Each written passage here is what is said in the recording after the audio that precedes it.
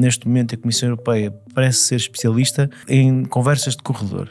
Seja qual for a decisão, mais vale uma decisão do que uma decisão nenhuma. Acho que todas as pessoas concordam que descarbonizar é importante, nós poluirmos menos, certo? Nunca questionei a vontade da eletrificação da indústria automóvel. A minha preocupação é o impacto dos nossos concidadãos no emprego e na economia. Isto em 2022. Estamos à beira de 2026 e ainda estamos a definir se vamos ou não manter esta meta de 2035. Não achas que aquilo que está aqui em causa, com esta decisão, as pessoas deixarem de ser empurradas para uma única tecnologia e passarem a ter um leque de opções à sua escolha? Aquilo que está por trás desta decisão é dar aos consumidores a possibilidade de continuarem a comprar bons produtos a um preço que seja possível acompanhar. E é uma infelicidade que não tínhamos sido capazes de o fazer mais cedo.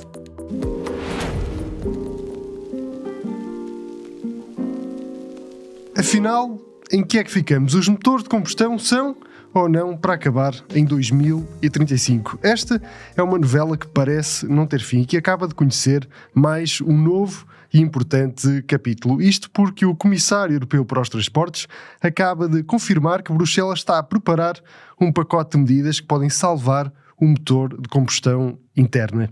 Este vai ser o tema de mais um Autorádio, um podcast da Razão Automóvel que tem o apoio do piscapisca.pt. Guilherme, Diogo, mais um tema sério, para variar, e desta vez falar de um assunto que já foi protagonista de muitos autorádios ao longo de 2025 e até de 2024, porque, se bem se recordam, este anúncio da proibição dos motores de combustão interna em carros novos a partir de 2035 já foi anunciado em outubro de 2022. Há muito tempo que nós andamos a falar disto, há muito tempo que a Europa nos surpreende com avanços e recuos. Ontem conhecemos mais um capítulo importante desta novela, com o Comissário Europeu a abrir novamente a porta para que os motores de combustão continuem por cá durante muitos e vários anos. Diogo, começava se calhar por ti e pergunto já de forma muito direta, achas que a acontecer a Europa vai fazer marcha atrás por convicção ou por uma questão de necessidade? Bem, olá a todos, os que nos estão a ouvir também. Olá Guilherme e Miguel. Isto é uma espécie de déjà vu estar aqui hoje, porque eu parece que já fiz este podcast várias vezes. O que é que eu acho? Bem, acho várias coisas. Em primeiro lugar, acho que sim, acho que isto não vai ser por convicção, isto vai ser por uma água, como é que se diz? Água mole em pedra dura, não é? Água mole em pedra dura, tanto dá até que fura. Exatamente. Eu acho que vai ser mais por aí.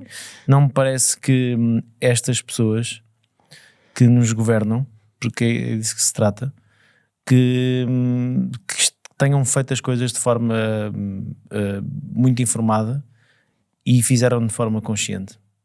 E isso é o mais grave desta novela que tu referes. É que em 2022 foi tomada uma decisão, uma série de construtores tomaram também medidas para acompanhar essa decisão, fizeram investimentos que já vinham a preparar, porque essa decisão foi tomada, mas anos antes já sabia que iria acontecer, da mesma forma que agora se sabe que isto poderá mudar. Portanto, o que a União Europeia é, neste momento, a Comissão Europeia parece ser especialista em conversas de corredor, que é andar a dar entrevistas, a dizer vai acontecer, agora era para ser dia 10 de dezembro que iam apresentar um pacote para dar clareza à indústria automóvel, para dar clareza a uma indústria responsável por empregar 13 milhões de pessoas na Europa. Pois agora, ao que parece, afinal já não vai ser dia 10, porque não há tempo. Mas é por um bom motivo, segundo este comissário, porque estão a pensar melhor no assunto. E o nome do comissário é interessante, Apóstolos.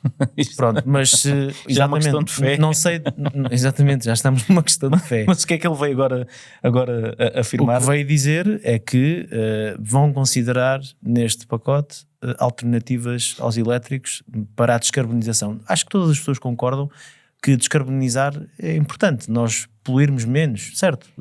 Está tudo certo. O que foi o caminho que a Europa apontou foi um caminho zero emissões, apenas possível com recurso a motores 100% elétricos em carros novos a partir de 2035.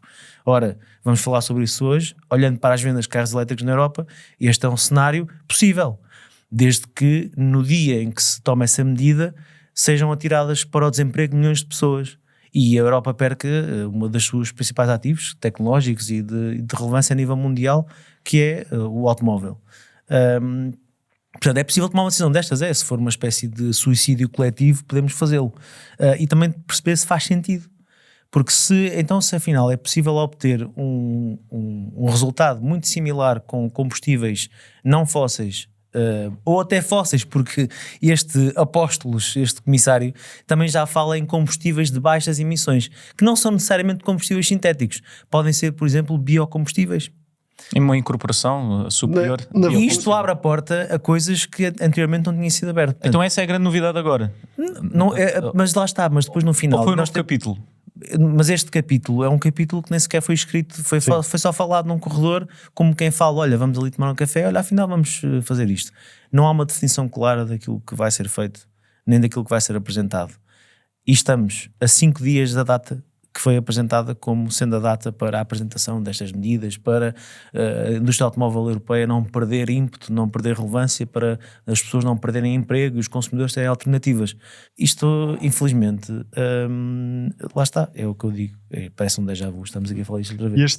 Este é um tema que nos vai acompanhar nas próximas semanas, precisamente por isso, porque nesta entrevista ao jornal alemão Handelsblatt, e peço já desculpa por qualquer falha na minha pronúncia, se calhar devíamos ter cá o Joaquim, porque ele sim fala um alemão perfeito, mas este comissário Apóstolos Tsitsipas fala precisamente de forma aberta que o anúncio já não será no dia 10, ele já reconhece que vai haver um atraso, diz que a Comissão ainda está a trabalhar e ainda está a preparar este novo pacote de medidas e já fala inclusive na possibilidade deste anúncio apenas ser feito em janeiro de 2026, mas lança aqui para cima da mesa uma coisa que me parece muito importante. Ele diz que mais importante do que atraso ou data definitiva deste anúncio é aquilo que for anunciado ser algo definitivo, e esta previsibilidade é algo, Guilherme, que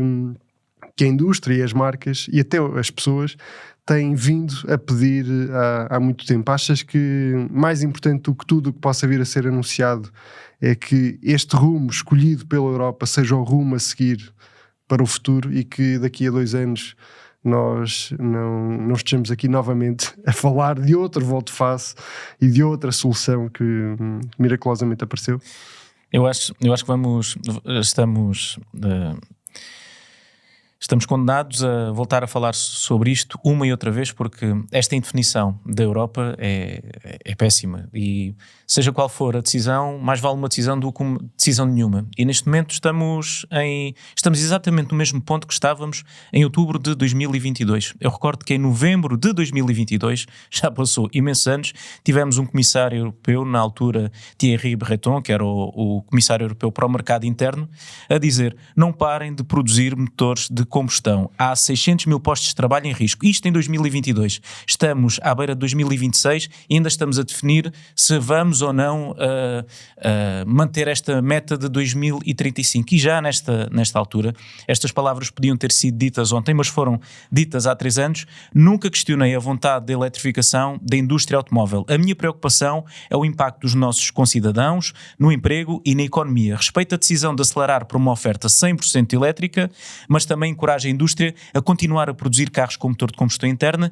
gerando empregos de qualidade e continuando a ser uma força exportadora. Porque o problema é este: vamos acabar com os motores de combustão na Europa e depois vamos exportar para onde? Nos Estados Unidos sabemos o que é que está a acontecer, o Diogo também pode falar sobre isso. Vamos exportar carros para a China, eles vão-nos comprar carros elétricos? Não, é que estamos a brincar com o motor da economia europeia, e este comissário europeu em 2022 já alertava para isto. Aliás, foi Thierry Breton que criou em 2022 esta válvula de escape para 2026, nós voltarmos a sentar-nos todos à mesa e olhar se este deve ser ou não o caminho que nós devemos seguir. Até porque as coisas não nos estão a correr bem. Aliás, não estão a correr bem à Comissão Europeia, porque por esta altura nós já devíamos estar a vender cerca de 30% de carros 100% elétricos e 2025 ainda não fechou, mas fechar com estes números, vamos fechar com um pacote de cerca de 17% do mix de vendas. Não é suficiente para atender à meta de emissões que nós estabelecemos. E andamos aqui pelo meio, sem tomar uma decisão definitiva, a mudar todas as regras. Euro 7 já não foi nada daquilo que era para ser, as metas de emissões já não é o valor que vamos atingir no final, por exemplo, de 2025, vai ser o acumulado de 2025 até 2027. Eu vou-vos dizer o que é que vai acontecer. Nós para o ano, para obedecermos estas metas e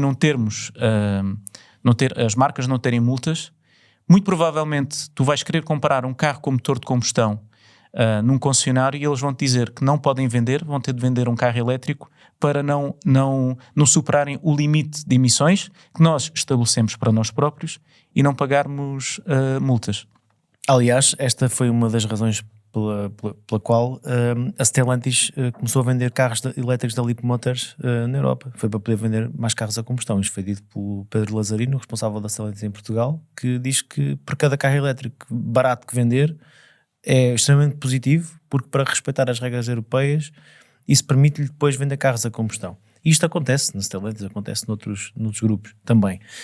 Há aqui uma questão também da Europa estar a ficar completamente isolada por estar envolta nesta burocracia constante e neste diz que não disse e diz que disse da Comissão Europeia e neste constante adiar. Ao mesmo tempo que houve esta informação esta semana, os Estados Unidos tomaram uma posição relativamente às emissões nos Estados Unidos. O Donald Trump reverteu medidas que tinham sido impostas pela administração Biden.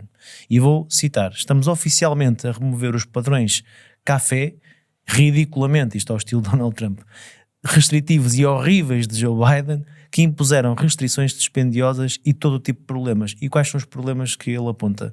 Aponta problemas relacionados com os custos para os consumidores americanos dos carros. Os carros ficaram mais caros. Problemas ao nível do emprego. O objetivo é proteger os empregos, e agora estou a citar, na indústria automóvel americana, e tornar a compra de um automóvel muito mais acessível.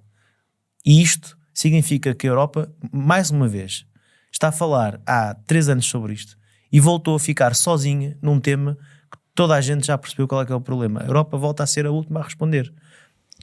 Diogo, e não é uma resposta, é um passo ao lado sequer. Não, é uma conversa de corredor, não respondeu. É um anúncio, não respondeu. Não é, volta a ser a última porque ainda nem sequer respondeu e agora adiou para janeiro.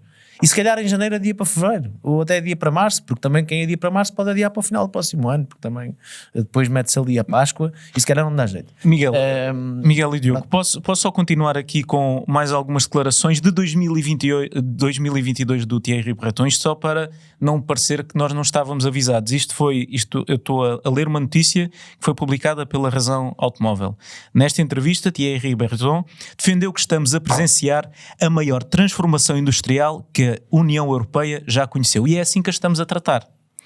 E ele diz mais: insistir na adoção de uma cláusula de revisão para 2026 porque a generalização dos veículos elétricos em 2035 constitui uma enorme transição para a indústria, consumidores, trabalhadores e todo o ecossistema automóvel, incluindo milhares de PMEs. Ele diz mais, e volto a repetir: há 600 mil postos de trabalho colocados em risco. Estamos à beirinha de 2026, ainda não sabemos com que linhas é que nos vamos cozer. Tenho que ter cuidado com as palavras, para menos daqui a 10 anos. E nós sabemos que as marcas de automóveis são, por vezes, leviatãs, que têm, por vezes não são mesmo. São mesmo leviatãs, que não é de hoje para amanhã que se altera uma linha de produção mas a Europa tem plena consciência disso, porque não tem. Miguel, parece que não tem. Sim, certo, mas deixa-me só dizer-te uma coisa. Durante esta entrevista, onde foram reveladas estas estas alterações, o comissário europeu disse precisamente isso. Tem de haver segurança de planeamento para que a indústria e os consumidores saibam o que está a acontecer. Mas nós já sabemos o que está a acontecer. O que está a acontecer, isto, atenção, não é nenhuma homilia contra os carros elétricos, bem pelo contrário. É uma homilia a favor das pessoas terem liberdade de escolha relativamente à tecnologia que escolhem para os seus automóveis. E aqui o grande problema é o calendário. Eu não tenho grandes dúvidas, mas isto é a minha opinião, vocês podem ter uma opinião diferente da nossa. Se eu olhar para o futuro, e o futuro depende se é daqui a 10, a 15, a 20, a 30 ou 40 anos, eu não tenho dúvidas que os carros elétricos, devido a vários fatores, vão continuar a proliferar e a aumentar o seu volume de vendas. Mas é já em 2035? É já em 2035 que vamos ter plataformas, preços e carros suficientes para todo o tipo de utilizações das pessoas, sem colocar em causa o direito à mobilidade individual. É aqui que eu acho que nós estamos a ser mais papistas que o Papas e que este apóstolos europeu, naquilo que diz, está coberto de razão, mas eu não quero declarações apenas de um comissário europeu. Eu quero uma decisão concreta sobre a qual possamos discutir. E para já, como dizia o Diogo e bem, estamos sempre no domínio das conversas de corredor. Esta entrevista foi dada, não é por acaso, é porque para já estamos em cima do prazo que vai falhar. Aliás, antes da entrevista, houve vários responsáveis da indústria automóvel que vieram falar, a dizer que acreditavam que o prazo ia resvalar, e estavam certos. E houve uma carta assinada pelo chanceler alemão, enviada à Comissão Europeia, mais uma vez, a pressionar, certo. A pressionar que esta decisão fosse tomada. A Alemanha tem sido, de resto, um dos... Sim, a Alemanha tem todo o interesse, porque... Claro. E é só o mercado mais importante da Europa, não é? Sim, e acho que a seguir devíamos abordar o tema das vendas dos elétricos, porque os números são factuais, não há aqui uma... Os números é olhar para eles e perceber o que é que se está a passar no mercado. Mas antes de chegar aí, esta entrevista surge precisamente depois de nos Estados Unidos se alterarem as regras e do Donald Trump fazer o anúncio que fez, porque a Europa foi forçada a enviar alguém para dizer alguma coisa, e é uma infelicidade que não tínhamos sido capazes de o fazer mais cedo, e de o fazer mais cedo desta forma, que é agora começar a falar não só de combustíveis neutros em carbono, que são uma miragem neste momento do ponto de vista da sua utilização, mas também de falar de combustíveis de baixas emissões, que é um termo tão abrangente que abre a porta a potencialmente quase tudo. Sim, se não houver um enquadramento legal tem de existir, não é? Que nos guie, quase tudo cabe aí. Essa definição vai ter de ser feita. Vão ter de explicar o que é um combustível neutro, como é que esse combustível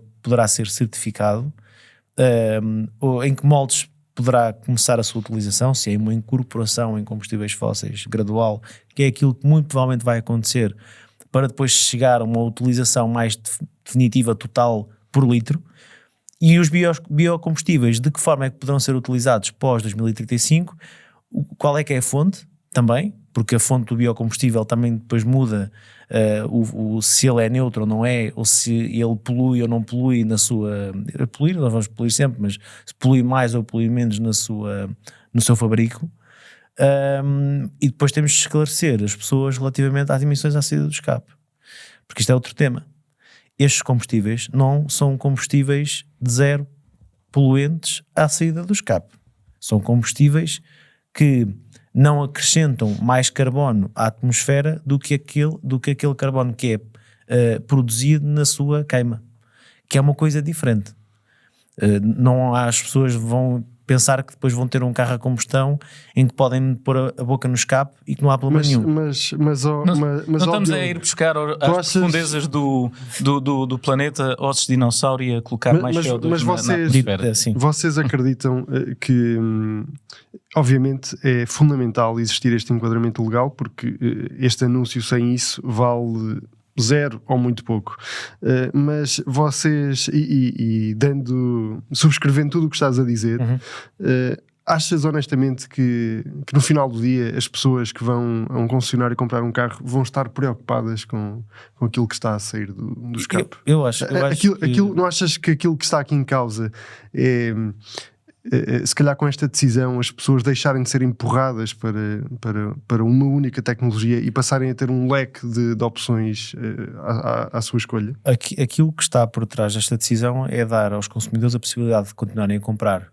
bons produtos a um preço que seja possível acompanhar por parte do consumidor e que não tenham que se endividar muito mais para ter acesso a um produto que naquele segmento, naquela posição enquanto produto, não vale o dinheiro que é pedido por ele. Seja porque estes carros até podem ser carros com preço alinhado com carros a combustão. Até já acontece neste momento. Há carros elétricos no mercado com o preço alinhado a carros a combustão. São as limitações. A questão tem a ver com as limitações da sua utilização e pelo facto de nem toda a gente ter possibilidade de aceder à mobilidade 100% elétrica. Aqueles que estão a utilizar carros elétricos e que fizeram essa transição energética estão muito contentes, têm um produto que na visão destas pessoas cumpre, na sua maioria, vemos nos fóruns, entre lado, as pessoas têm níveis de poupança extraordinários porque têm condições para fazer essa poupança e isso está tudo certo. E na minha opinião faz todo o sentido. Como também faz todo o sentido eu poder comprar um carro a combustão mais eficiente, porque os motores de combustão não deixaram de evoluir, também é outra questão, mas poder ter um produto que me satisfaça e não ter de despender tanto dinheiro ou ter de me sujeitar a uma infraestrutura que não é minha, que é de terceiros e que demora o seu tempo, me impede de fazer a vida que eu fazia, eu é que tenho que servir o meu carro. É uma convivência para a qual muitas pessoas não estão preparadas. E agora, olhamos para os números.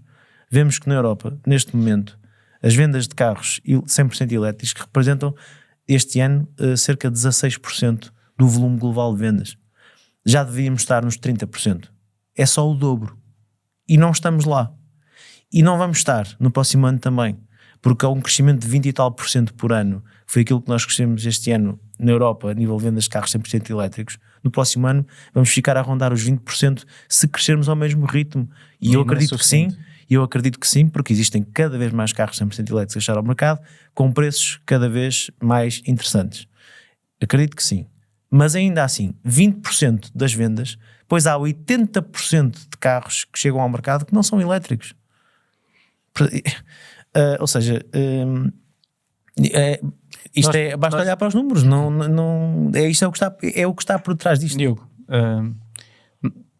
Diogo e Miguel, se calhar devíamos estar a olhar mais do que para a tecnologia, sim para as metas de emissões, onde é que queremos chegar, mais do que apontar tecnologias, apontar e é isso que valores. Parece que finalmente vai acontecer, porque nós passámos a Europa passou de dizer nós queremos ir para ali, mas este é o único caminho que vocês podem usar até lá chegar, para agora termos este comissário a dizer algo tão abrangente como estamos abertos a todas as tecnologias. Nós apontamos caminhos e depois inventamos atalhos.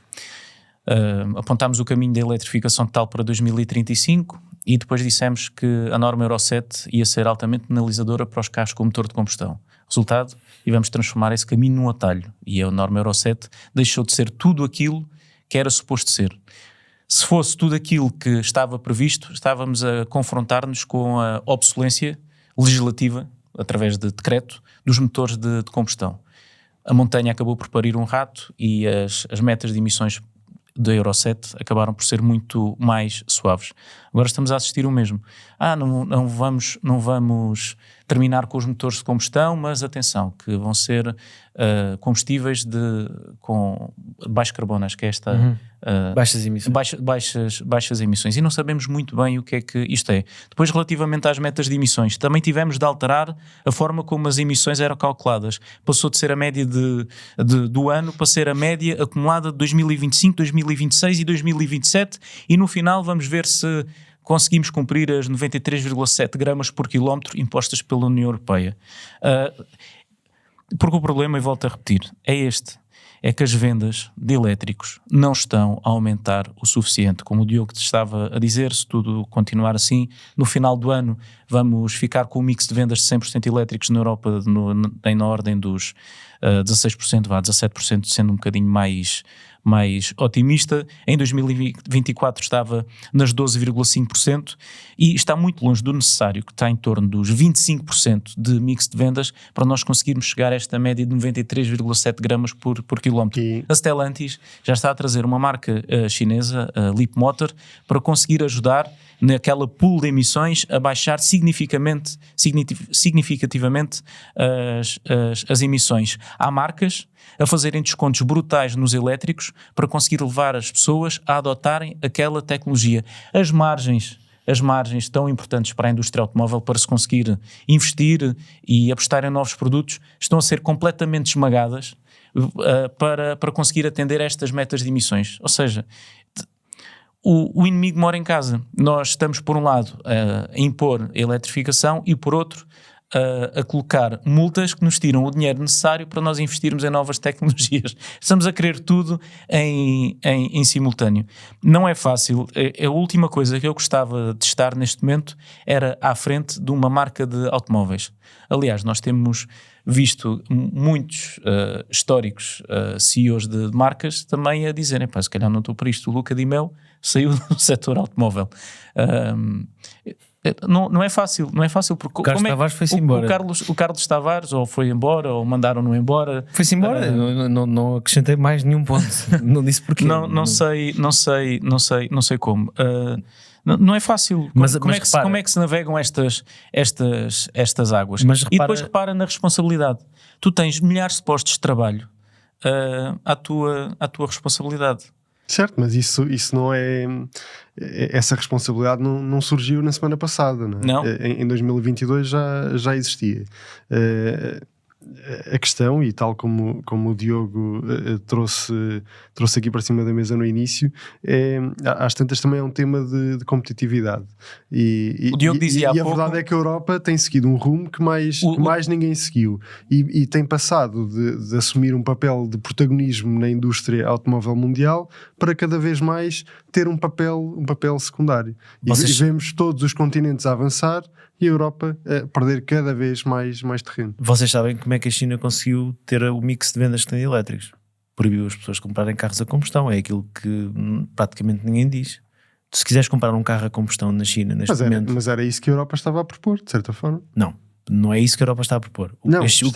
O que a China fez foi... há duas matrículas que podes ter na China, uma azul e uma verde.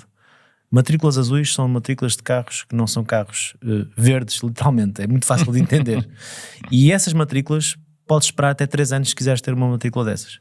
Portanto, não proibiu, mas ao mesmo tempo proibiu. Porque ninguém vai ficar 3 anos à espera para poder ter um carro, não é? E as matrículas verdes é praticamente imediato. Se quiseres comprar um carro elétrico, podes fazê-lo. E a subsidiação das marcas E depois tudo o resto, é absurda, não é? Em cima disto, desta obrigatoriedade praticamente de comprar um carro zero emissões, existe depois um apoio gigantesco, em maior parte das vezes dissimulado. Por isso é que há a questão das tarifas, por isso é que eu vejo este problema todo, por isso é que há fábricas na China a trabalhar a menos de 50% da sua capacidade, o que em termos de fábrica significa uma fábrica falida, e só não é falida porque no final do mês o governo paga as contas. No limite há fábricas na China em que a luz é paga pelo governo chinês.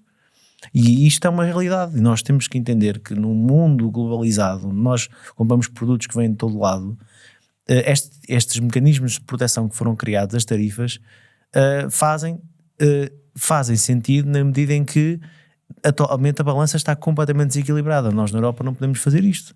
Não podemos ter esta postura de quase controlar toda a economia, de apoiar todas as empresas sem regras, aparentemente sem qualquer tipo de transparência também, e depois fazê-lo para tentar quebrar uma economia de outro continente, que foi aquilo que foi feito.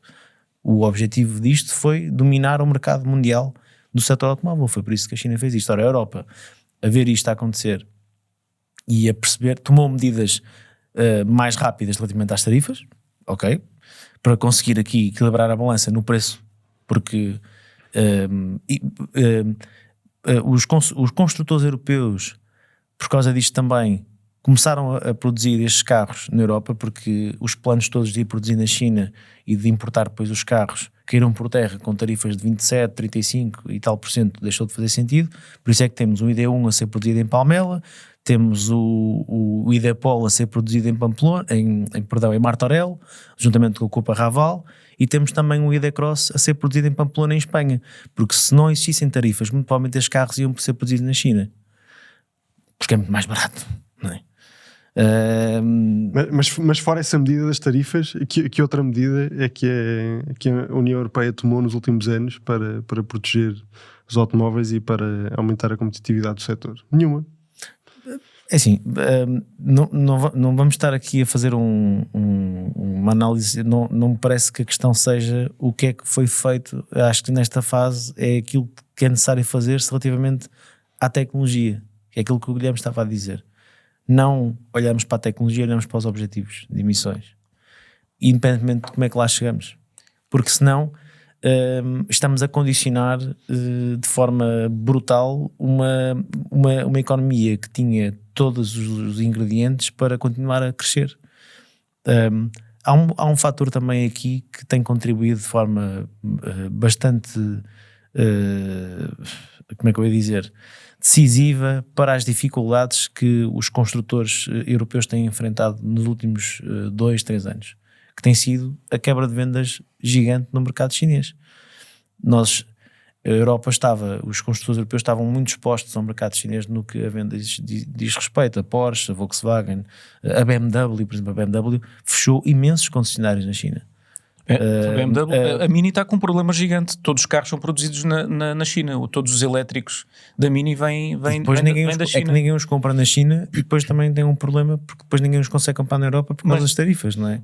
Portanto, nós também, as decisões que foram tomadas foram decisões de oportunidade, que é, eu tenho um mercado onde eu posso produzir mais barato, onde eu quero entrar e onde tenho mais de 1.000 milhões de potenciais consumidores. Isto é atrativo para um responsável de um grupo, não é? Acho que ninguém pode ignorar isto. Portanto, abrir uma fábrica na China, potencialmente, há 20 anos fez todo o sentido. Levar para lá engenheiros, tecnologia, máquinas, know-how, mas os chineses depois quiseram fazer eles também isso. E quiseram 50%. Nenhuma marca foi para lá e ficou a trabalhar sozinha. Houve uma marca que foi para lá e ficou a trabalhar sozinha, que foi a Tesla. Foi a única marca que conseguiu fazer. Sim, mas a Tesla não chegou nos anos 90, como a Volkswagen e tudo mais. E isso conseguiu. É recente. Isso é recente. Estavas a perguntar o que é que a Europa devia de fazer. Ou o que é que a Europa tem estado a fazer. Tem sido uma lógica de casa arrombada, trancas à porta. Tem sido aquilo que fez. E as tarifas é precisamente um efeito desses.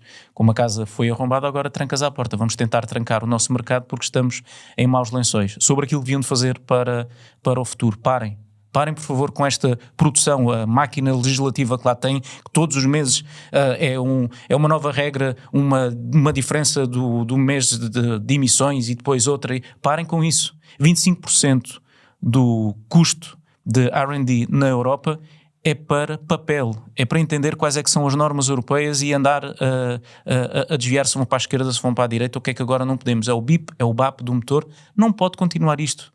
Já disse Luca de Mel, já disseram todos os responsáveis, seja da ACEA, seja das marcas, e isto não pode continuar. Nós temos de ter um caminho certo para uma indústria que não tem uma grande facilidade, a partir do momento em que tens milhões de postos de trabalho em causa, não pode, hoje, à segunda-feira é de uma maneira, à terça-feira é de outra, à quarta-feira é assim e à quinta-feira voltamos àquilo que dissemos na segunda-feira. O que é que dissemos na segunda-feira? Já não nos lembramos. É assim que a Europa está e não pode continuar. E estas palavras deste comissário europeu que dão o tema e o mote a este autorrádio é mais uma acha para a fogueira. Meteram-lhe um microfone à frente, como aquilo que eu tenho aqui, e ele disse, pois se calhar agora vamos olhar para os combustíveis baixos em carbono e isso é uma possibilidade para 2035. Portanto, talvez esta meta possa ser revista. Sim.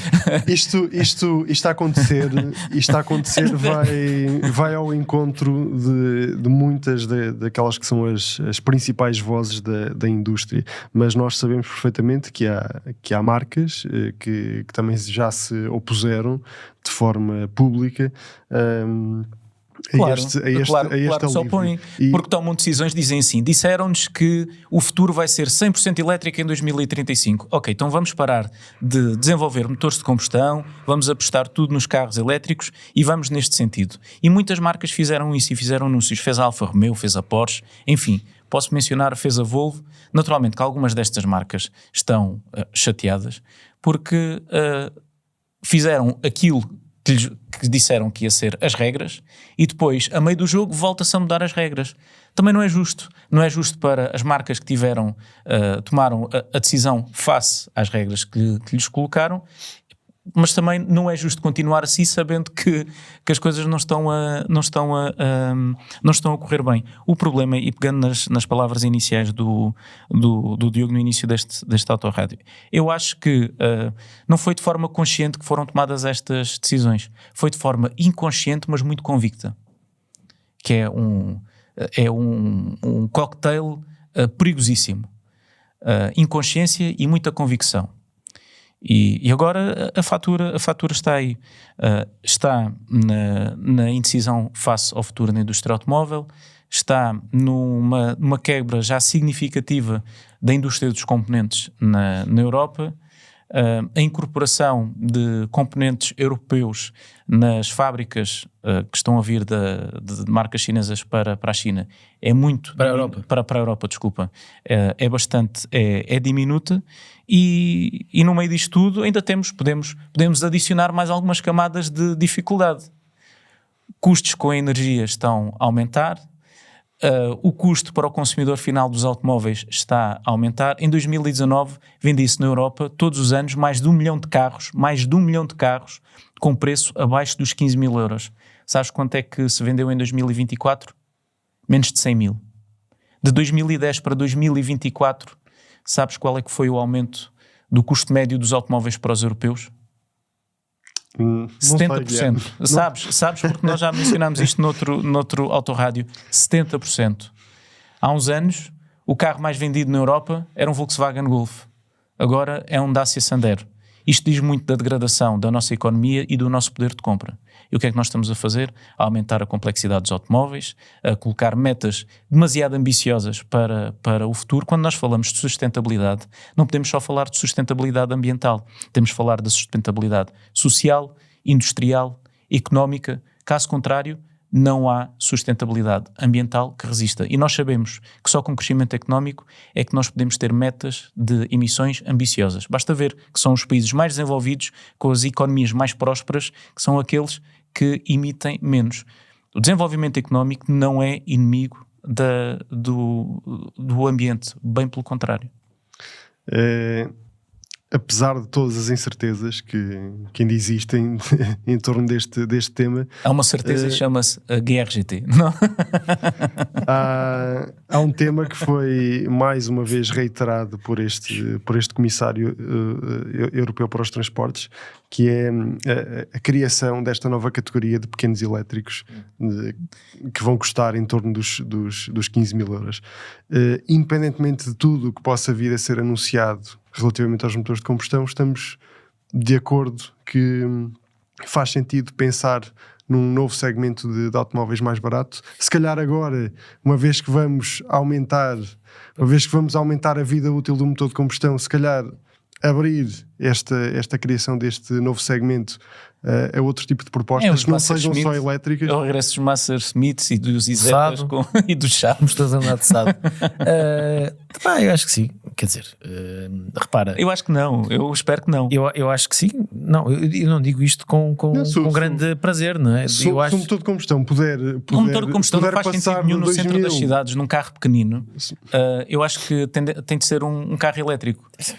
Mas acabaste de dizer que nem todas as pessoas têm condições para ter um carro elétrico. Mas temos que criar essas condições, Miguel. A questão é que eu acho que está aqui nós estamos aqui. Eu ainda falei do novo Toyota GRGT para ver mas o Miguel quis continuar pelos carros pequeninos. Mas a Toyota também, não querendo aqui fazer um off-topic deste autorrádio, mas a Toyota também nessa apresentação em que apresenta um super desportivo dá uma no cravo toda na ferradura, que é apresenta um GT com 640 cavalos e um motor V8 e depois o sucessor do Lexus LFA é elétrico. Por isso, para agitar as redes sociais não houve melhor momento. Houve um momento de furor porque houve um super carro da Toyota e depois o sucessor do LFA tem só um V10 mais incrível de todos os tempos, afinal agora o cantar dele vai ser... São as soluções para todos que nós passamos aqui esta hora a defender. Eu não quero entrar por aí, mas eu acho que neste segmento acho que isso é irrelevante. Acho que é irrelevante. Repara. Aliás, vamos ver sobre a Toyota, que se veja, a Lexus, que veja o que é que tem acontecido aos 100% elétricos de performance e as vendas. Mas também, pronto, se não esperarem vender muitos carros, eu acho que devem fazer se a produção também for 500 unidades, de certeza que vão vender. Mas voltando ao Small Affordable Car Initiative, acho que é assim que se chama a iniciativa. Eu não dei a minha opinião sobre isso, só para dizer uma coisa. O que eu queria dizer há pouco era, eu acho que sim, porque a complexidade criada foi tanta, ou foi tal, que neste momento a Europa tem que dar esse passo. Mas está errado, Diogo. Não tem... Eu entendo, mas repara, o próprio Donald Trump abre com esta alteração da lei nos Estados Unidos, também abre essa hipótese. Os Estados Unidos, pela primeira vez, porque o problema também existe nos Estados Unidos, não é só na Europa. Os carros serem mais caros e mais complexos é um problema da Europa e dos Estados Unidos, neste momento. E da China também, os carros são mais complexos em todo lado. Como a regra está mal, então vamos criar a exceção. E a exceção é este novo Small Affordable Car Initiative. Mas qual é que é o volume? Quem é que vai comprar esses carros? Não, o problema é, mais uma vez, nós estamos a criar há uma regra. E esta é a exceção. Esse carro não vai ter os sistemas de apoio à condução, não vai ter isto, não vai ter aquilo, não vai ter acolá. Se nós já identificamos que o problema dos carros estarem a encarecer, em parte, é esse, porque é que não libertamos a possibilidade regulatória também para outros segmentos? Faz sentido um pequeno citadino ter tantos sistemas de apoio à condução como tem, por exemplo, um carro de segmento C ou um carro de segmento D? Eu acho que não faz sentido. É prova provada que efetivamente estamos a ir um pouco longe demais, é termos de fazer exceções àquela que é a regra. Se faz sentido nós termos naturalmente um carro pequeno, elétrico e acessível, claro que faz todo o sentido termos um carro pequeno, elétrico e acessível. Aliás, se nós voltarmos atrás no tempo, o que não faltaram foi na Europa, numa fase de reconstrução, tempos conturbados de reconstrução da Europa, esses carros, se faz sentido para o centro das cidades, claro que sim. Claro que sim, mas se esses carros vão ser para toda a gente, não. Eu acho que vão ser os carros de uma pequena minoria, da minoria que tem onde carregar, onde estacionar e que mora nos centros das cidades. Até para as pessoas que vivem, falando do caso português, mas olha, para as pessoas que vivem todas, ou grande parte, na periferia. Eu acho que estás a colocar as coisas num... É certo, eu concordo contigo, mas acho que temos que olhar para o exemplo de outros países. Por exemplo, tu vais à China hoje, vais a uma cidade como Pequim ou como Shenzhen, onde é a sede da BYD, tu não vês as motas, por exemplo, as motas já são todas 100% elétricas, não há motas a combustão nas cidades chinesas neste momento. E são milhares e milhares e milhares de motas. E eu estive lá há pouco tempo e perguntei a um taxista que me estava a levar para um sítio para onde eu tinha de ir, e perguntei-lhe onde é que as pessoas carregam estas motas todas. Ele diz que as pessoas carregam nas suas comunidades residenciais, porque são veículos simples de carregar e carregam lá à noite, e depois andam na cidade com aquilo o dia todo. E lá está, é possível até num país onde provavelmente há uns anos as cidades não tinham, agora está bastante diferente, e nós estamos claramente, as nossas cidades estão a ficar para trás do ponto de vista das suas infraestruturas, mas estas cidades há muitos anos não tinham sequer as condições que têm hoje. Houve uma velocidade brutal de crescimento, ou nem existiam sequer. Pronto. E tu vais hoje a Pequim e o céu, tu vês o azul do céu, não tens um capote de poluição como tinhas há 10 anos. Eles conseguiram dar a volta, portanto tiveram que forçar e que obrigar. São também um regime diferente do que nós vivemos cá, e que é possível fazer as coisas por decreto e obrigar as pessoas, mas efetivamente fizeram. Nós cá, eu acho que temos que ser um bocadinho mais realistas, mas também é preciso um esforço local nos países para dar condições às pessoas. Não é começar a dizer agora vamos todos andar de carro elétrico e logo se vê como é que isso se faz.